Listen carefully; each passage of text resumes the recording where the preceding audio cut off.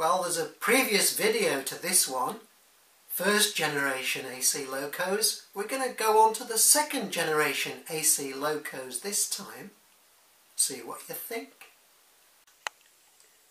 The first generation AC locos, classes 81 to 85, were test beds really because they were learning as they went along. The upshot was class 86, and 100 class 86s were built in the mid-60s. The oldest one in my collection is 86228 Vulcan Heritage. This began life as E3167 in August 1965. Became 86228 in 1973 and kept that number for all of its working life.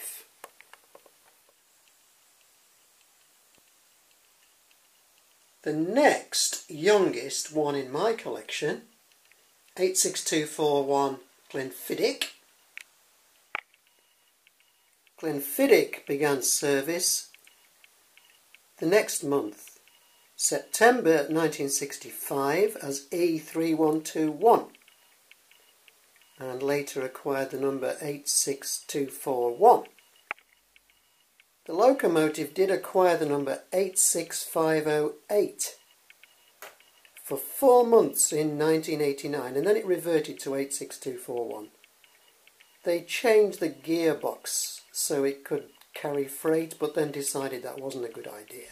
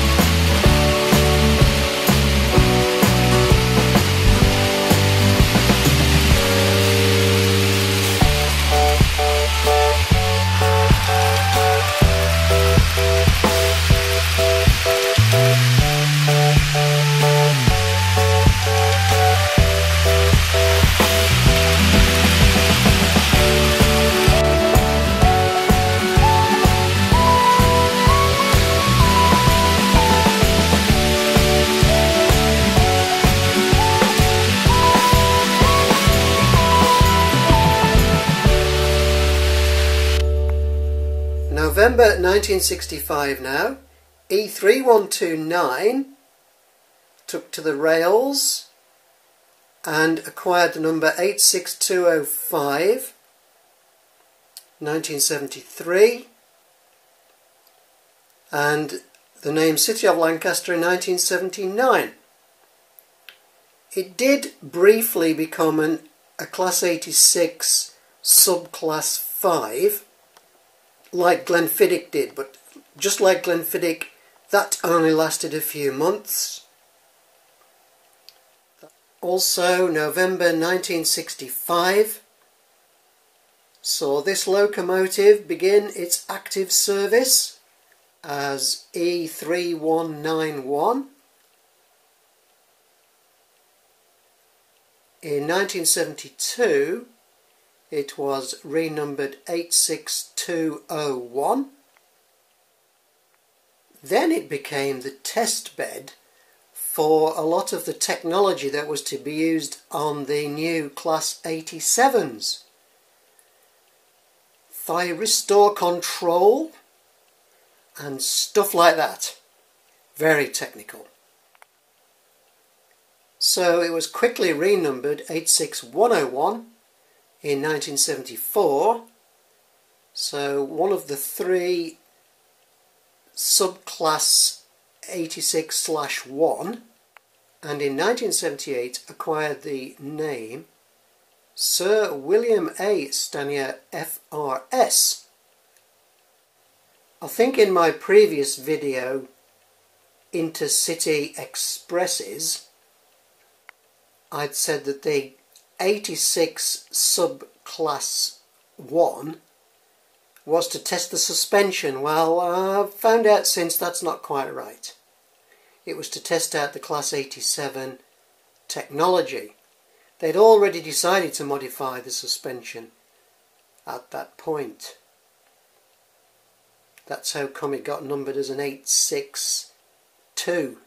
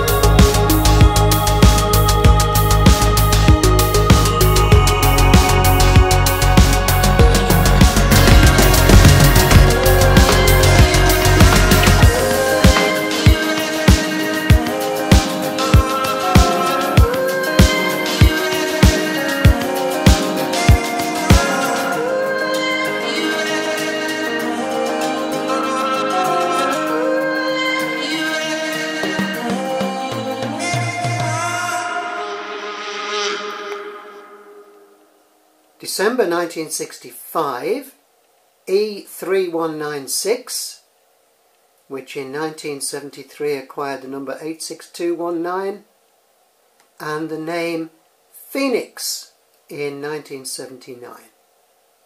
And that's all. And in January 1966, E3198, which now you might notice has the number 86033. I know what you're thinking. How come all the others are an 862 subclass and this is an 860? Well, the answer is in the suspension. If we look very closely at the bogies, oh, and also if you watch my video entitled Class 86 Subclass 0,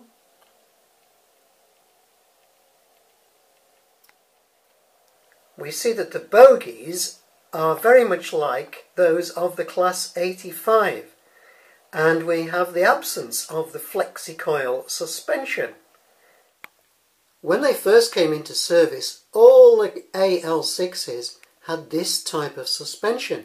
It was discovered that this suspension system wasn't so good at the high speeds that they wanted to operate these locomotives with on the West Coast Main Line.